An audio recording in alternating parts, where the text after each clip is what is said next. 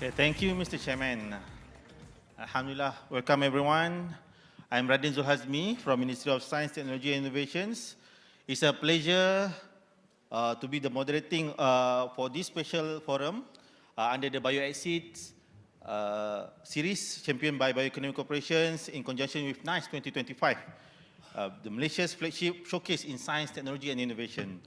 Our session today will deliberate on developing bio-based entities, the challenges and how to overcome them. Brings together some of the most passionate voices in Malaysia's bio-based sectors, from policy builders to industry's innovators. BioXceed serves as a collaborative platform under MOSTI bioeconomy agenda, driving innovation and commercialization across sustainable bio-industries. It aligns with our DBN 2.0 and also 13 Malaysia Plan to translate science and R&D into real economics, value and green growth. But as many you know, the journey from research to revenue, from lab to market is not an easy one. Our bio-based entrepreneurs face real challenges in funding, regulations, in market adoption and also in scaling. Today we will unpack these issues together to see what works, what doesn't, and how Malaysia can build a stronger, more resilient bio-based ecosystem. Let's begin our session by getting to know our panelists. I'll invite each of you to share briefly about your organization, your core focus, your key products and technologies, and where you're operating today, either in Malaysia or abroad. We'll start with Chee Ahmad Muzammil Faridza from Bioeconomy Corporation, followed by Siti Sofiah from Dunita International, Dr. Manoj Lakshmana from Zacros, and finally, Prof. Dr. Leong from AGTC Genomics. Please. Thank you so much, Dr. Radin, for the very warm welcome and everyone who's here. And for your information, this is my first session in the morning and the first one. Usually my session is at the end where everybody starts to go off, and this is the most crowd that I have as of now. So as an introduction, myself is Ahmad Muzammil, and I'm overlooking the Industrial Biotechnology division in Bioeconomy Corporation. So just to give you a brief on what we do is that we are in an agency owned by Ministry of Finance Incorporated and reporting to the Ministry of Science, Technology and also Innovation.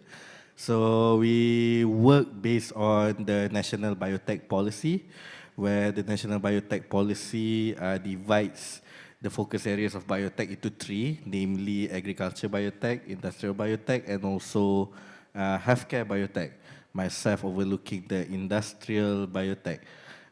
So I believe in this session we will talk more about the whole ecosystem that we are doing.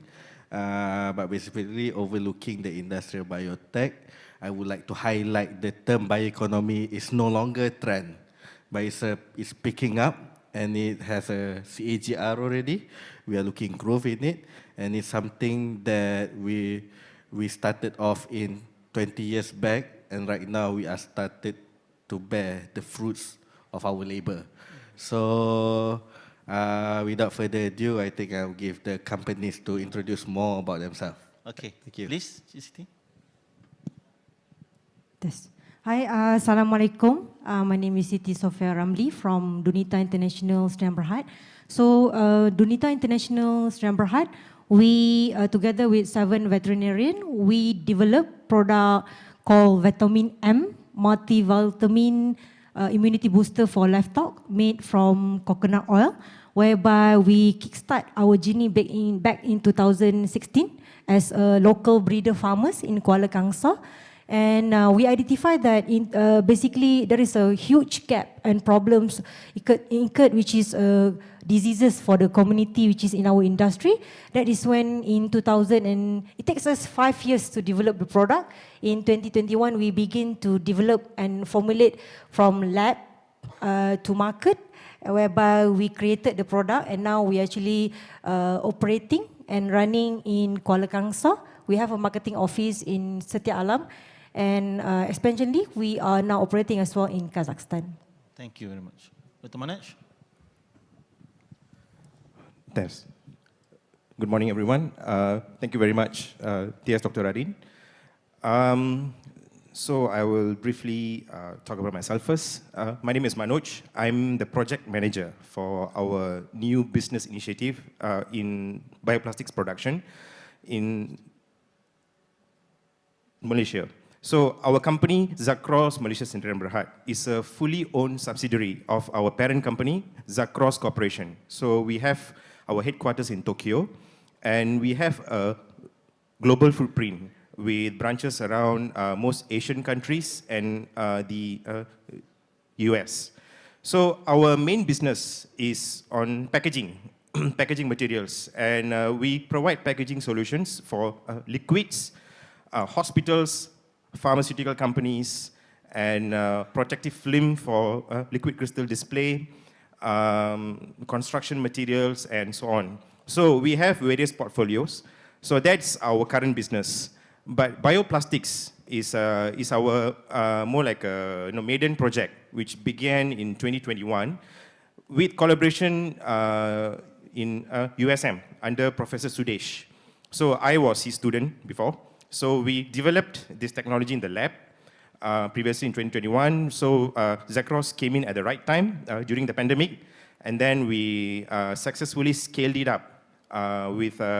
So I will talk about this bioplastic in a later question. So what happened after that? In 2023, we decided to go a little bit further for piloting. So we found Sirim Berhad as our partner. So we made a little bit of investment in Sirim, and we currently running our piloting in Sirim. So our plan is for a scaling up in the near future by strategic partnership. Thank you, Dr. Manoj. Lastly, we have Prof. Leong. All right. Good morning. Thank you for having me here. I'm Dr. Leong, and I'm the founder CEO of AGTC Genomics.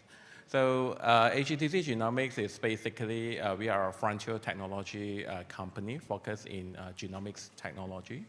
So we know that I think precision medicine can save life, but sometimes the cost could be quite expensive and also inaccessible to a lot of the country around this region. That's why when we started AGTC Genomics with a very, very simple purpose in mind, which is to make precision medicine and also genome research more accessible and also affordable to Malaysian and also around the region.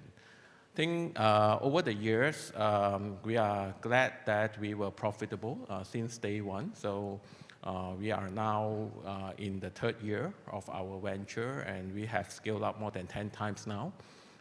With operation in Malaysia, Singapore, Thailand, Vietnam, Philippines, and next year we will be entering into Hong Kong as well. So, and we are also quite fortunate in the sense that along the way, so we managed to get recognition from international committee, including the Shanghai Business International Business Award, and also the Malaysia Technology Excellence Award. And last year, we received the Precision Medicine Award of the Year in Asia Pacific, competing with companies from Singapore, Hong Kong, Korea, and Japan. We were lucky that we were actually managed to grab that award. I think this morning, we have the product launch on multi-cancer early detection. So this is one of the product that we actually allow us to win that award. It's a test that would allow us to detect cancer at the very, very early stage, okay? And not just one cancer, but multiple cancer for targeting more than 100 over different cancers from one test. So this is the technology that is totally developed in Malaysia. Okay, so and we are very grateful to have our team to do that, and also supported by the researchers locally. And of course, moving forward, we plan to expand rapidly and also scale up. So we are grateful and thank you for Bioeconomy and also MOSTI for their support, and we look forward to have more collaborations together to penetrate the ecosystem. Thank you. Thank you, Prof. Thank you all for those introductions. It's clear that we have a very vibrant mix of experiences on the stage today. So we have heard who you are and what you do, and now let's go a bit deeper into the real stories behind the growth. What does it really take to build a scale of bio-based company in Malaysia? What are the everyday realities, the challenges, the turning points, and the opportunities that keep you moving forward? I'll start by turning to our agency representative from Bioeconomy Corporation to help set the scene from the ecosystem perspective, and then we will hear from our industry players on how that supports translates on the ground. Okay, Encik Muzammil, from an agency perspective, what are the biggest challenges facing Malaysia bio-based industry today, and how do you identify companies with true commercial potential, and what criteria of readiness indicators that you are looking for into them? All right, I'll start by stating the criteria first and then the challenges. So when we look for companies, we like to search for companies we have their innovation ready, you know. Which when we talk about readiness is we cannot run away from technological readiness level or TRL. So as an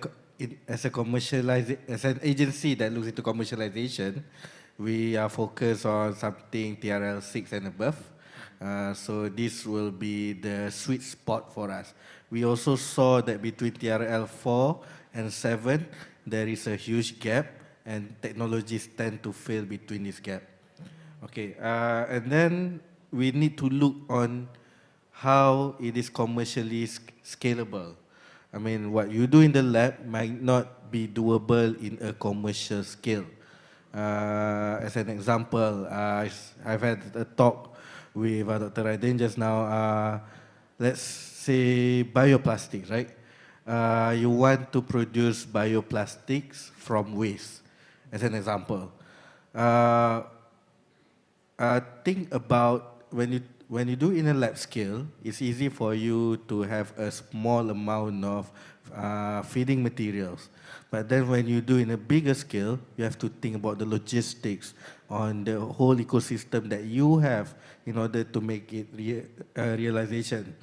And then we also look at the sustainability on how it addresses the circular economy. This is mainly for industrial agriculture and also industrial biotechnology and agricultural biotechnology. And also we look at the localization, because we tend not to look for business that is reliant on imports. As an example, I would like to ask bioplastics again. We take something that uses items from Malaysia, perhaps from the palm oil waste, rubber waste, something along that line. And also the most important thing is talent and governance, because for you to grow, you need a really good set of people and really good values, because when you are a startup and when you are an SMEs, these are two different things. The values that you believe when you are a startup might be different than the values that you are when you're an SME, and hence the work, how you work is way more different. And then one of the challenges, I think, and of course the trends, right? Technology-wise, I feel that Malaysia have a very good, is in a very good spot. Our workers are highly technical. Technicality is not the problem here. We are currently moving into the higher income nation status, and that would give us a good opportunity on really growing this spot. But somehow, when we talk about companies, there is a gap between the revenue of 3 to 5 million that needs to be addressed in terms of funding, support, certification. So I think us, especially government agencies, have to work together to address this gap. That's all for me. Thank you. Thank you. That's great. I think it's good if Puan Siti can share as a is a lady in the business of bio-based and you move bio-based industries. And what is the real challenges that you face in building your companies, and how do Bioeconomy Corporation is assisting in your business? When we choose the market, right, we are entering a cartel business. When we talk about cartel business, right, 99% breeders, owners that I met are men. Yeah. Actually, when we're looking at it, right, it's an advantage for me because I'm a woman, right? So we have to become a magnet, right? So I'll become the salesperson. So for the last 3 years, my job is actually keluar masuk ladang, right? Since both security also become a agenda for the national, right? When we enter the market, we took Bioeconomy Corporation, right? Bioeconomy Corporation is one of the first agencies that assists us understanding what is biotechnology and bio-based, right? So we are actually not empowering the cartel entities. Vitamin, we are empowering the local independent breeder. There are 11 entities that hold as a cartel entities, but local independent breeders coming ranging from 5,000 to 50,000 chicken feet, there are about 5,000 of them in the market. So when we understand the market and why we choose chicken is basically we understand that 93.3% of the total feed is actually coming from chicken. So when we come and join Bioeconomy Corporation, we already understand and we convey to them that these are the clear picture. This is where we are heading the direction. But in between, we face certification problems, right? We face, the market that we want to select, and definitely funding is one of the main challenges that we are facing since we are not coming from, we are not a spin-off company. We are actually an in-house product from lab to factory, which is we formulate our own product. We actually develop and we formulate and we commercialize on our own.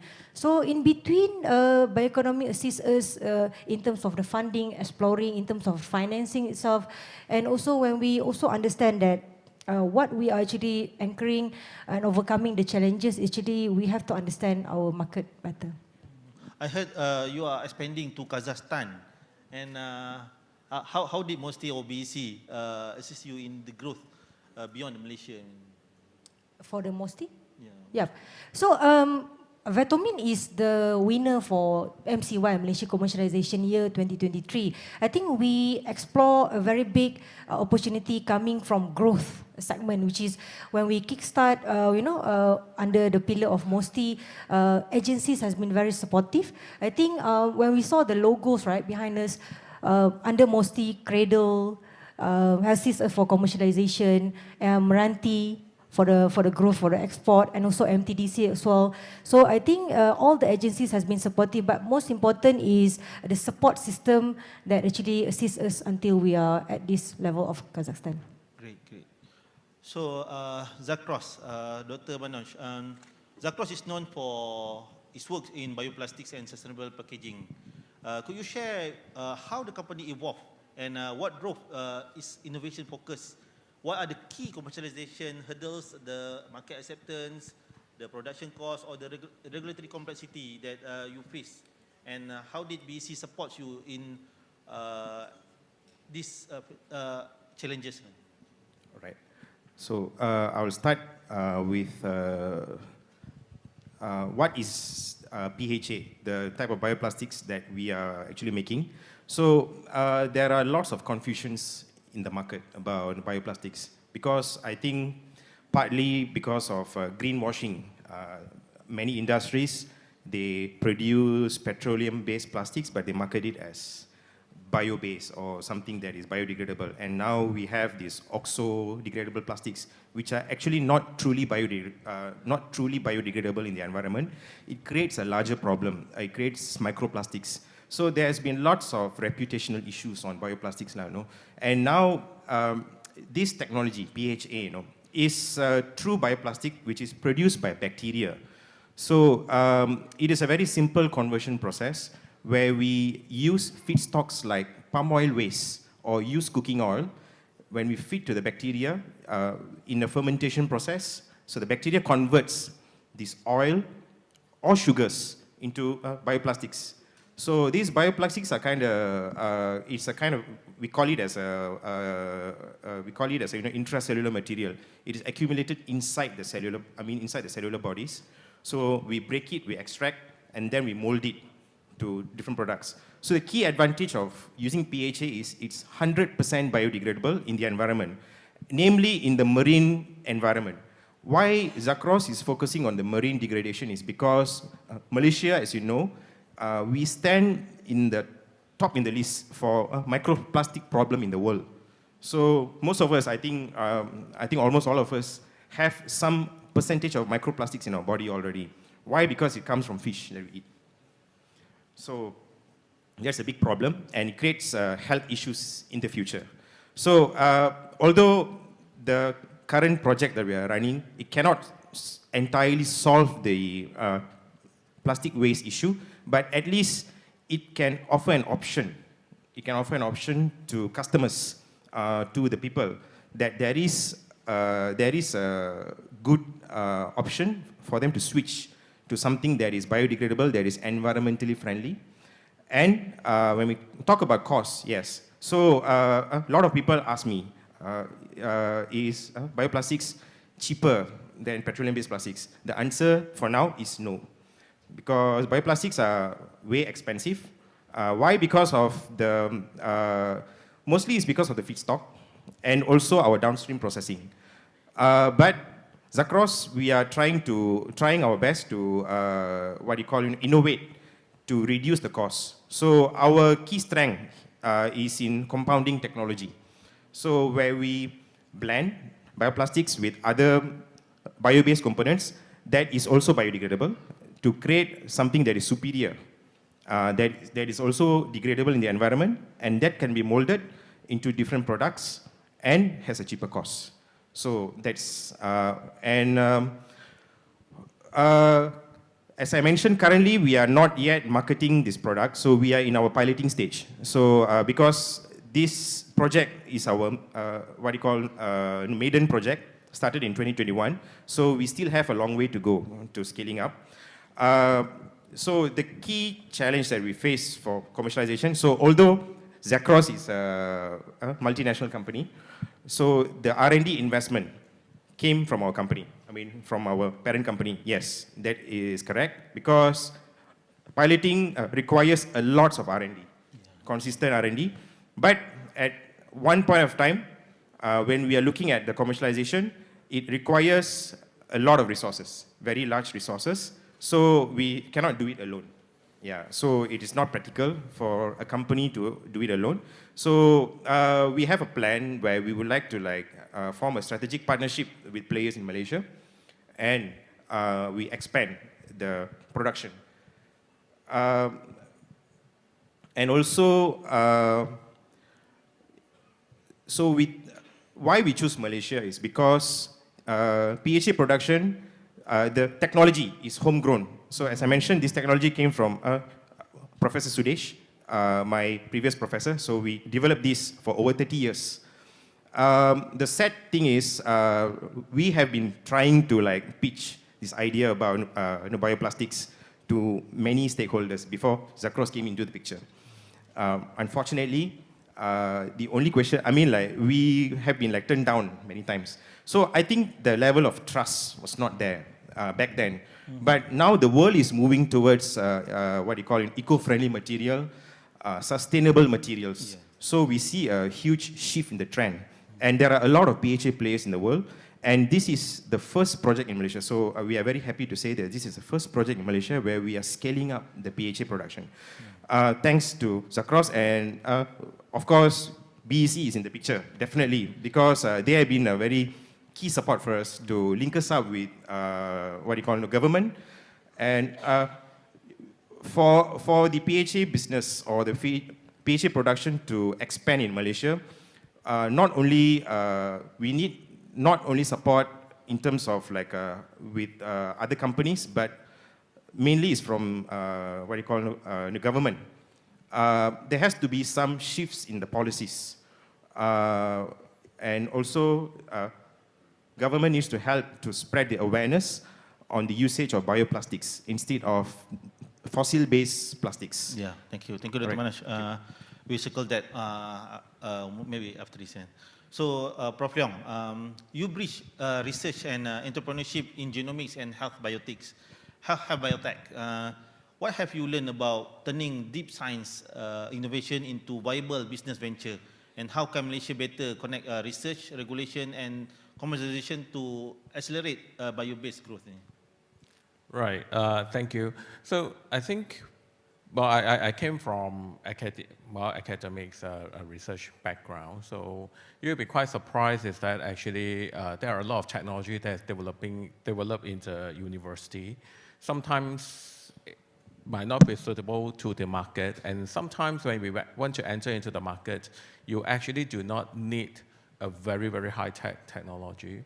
So when we enter into the genomic space, for example, yes, it is deep tech, but you will be quite surprised is that a lot of the techniques that we are using in our lab in the university are actually much more advanced than that, right? So for us to enter into that space, actually, yes, it takes many years of developing the technology know-how, but it's also important for the academia when you explore the market and really address the gap. Sometimes you really do need a very, very high-tech technology. So some of it you may already have it. They just need to turn that into value. I think that's one thing that's very important from the self-awareness and also the self-valuation of the technology know-how that you have, right? So, and of course, from academia and also from the lab research into the market. So you can't get away from knowing the ecosystem. And this is where I think bioeconomy have helped us quite a lot because you guys are ecosystem builder.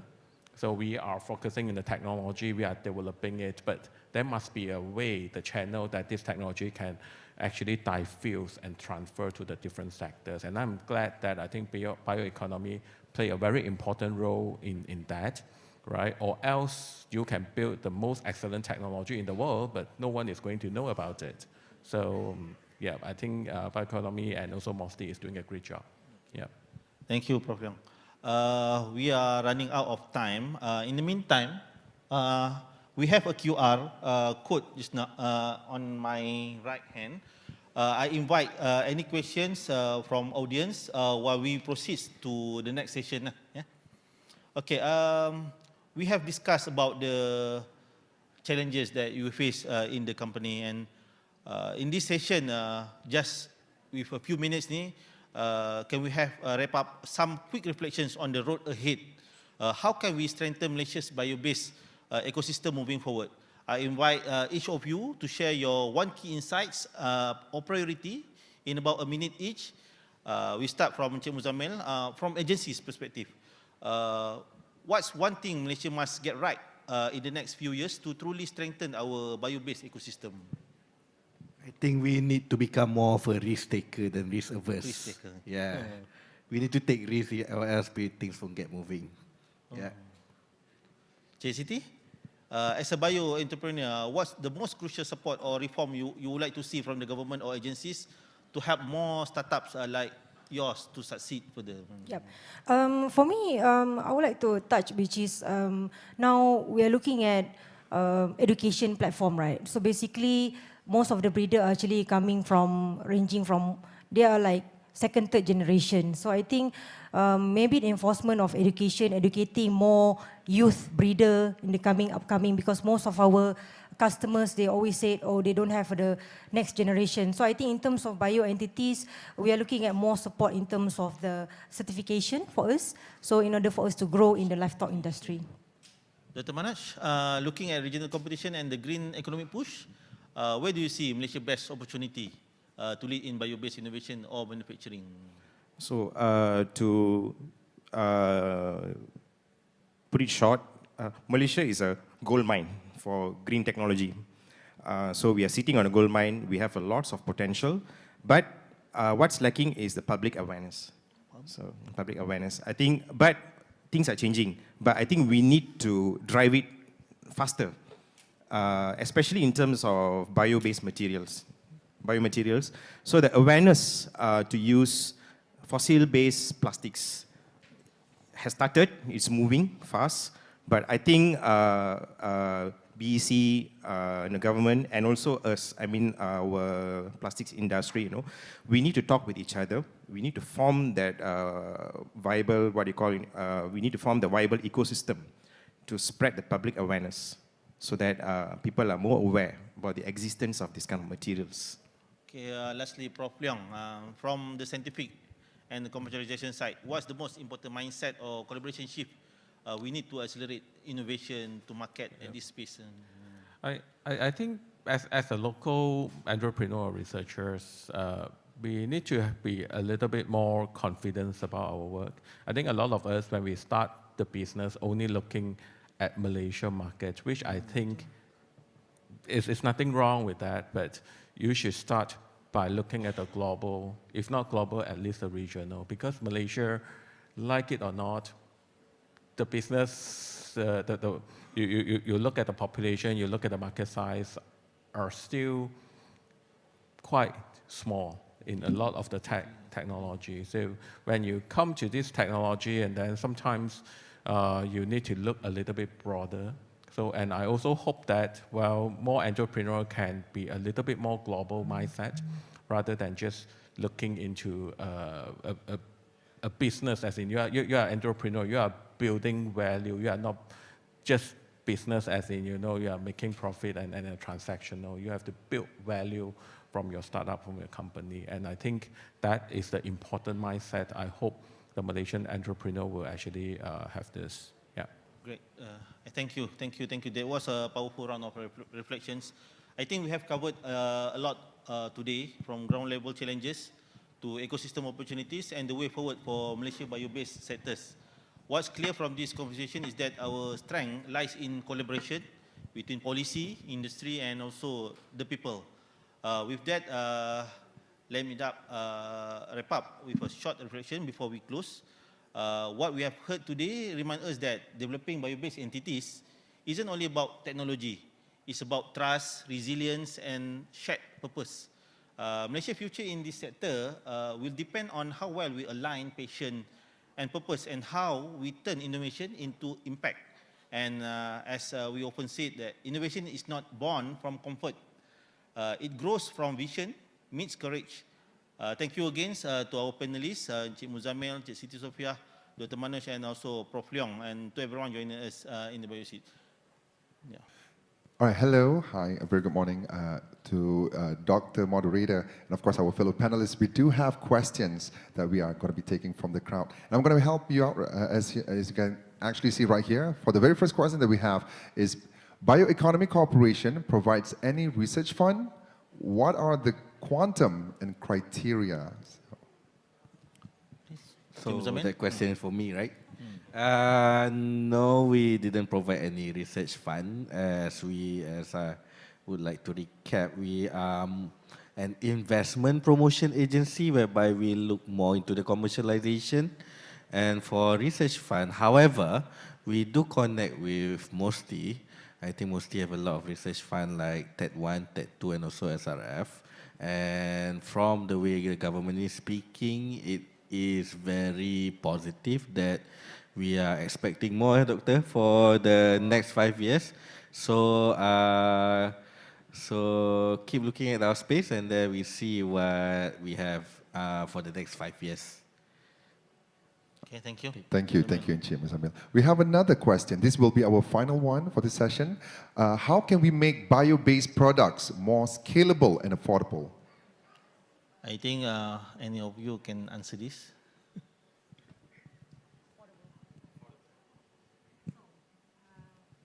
I will talk on my industry, which is Vetomin. We create a product based from coconut oil. So basically for Vetomin, we create, we do a production of VCO on our own. We have a ladang coconut di Mardi Bagan Datuk, whereby we actually produce from scratch ingredient to the products. In terms of the scale, we are looking at the economies of scale, right?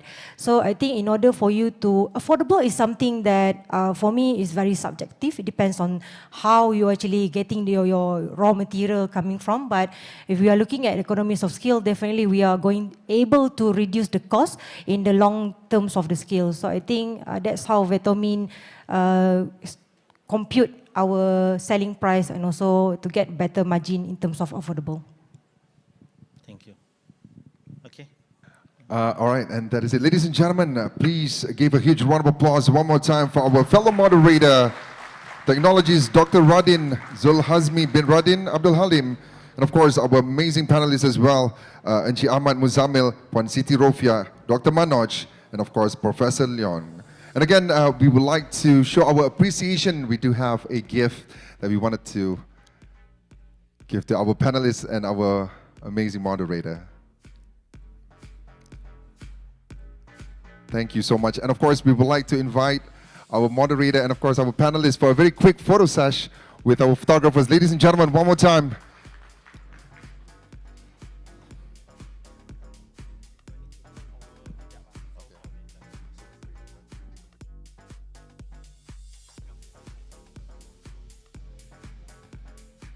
All right, let's have a big smile. Can we get a thumbs up as well? Thank you. And there you have it, ladies and gentlemen, one more time for our first panel discussion. Let's give our moderator and panelists a huge round of applause.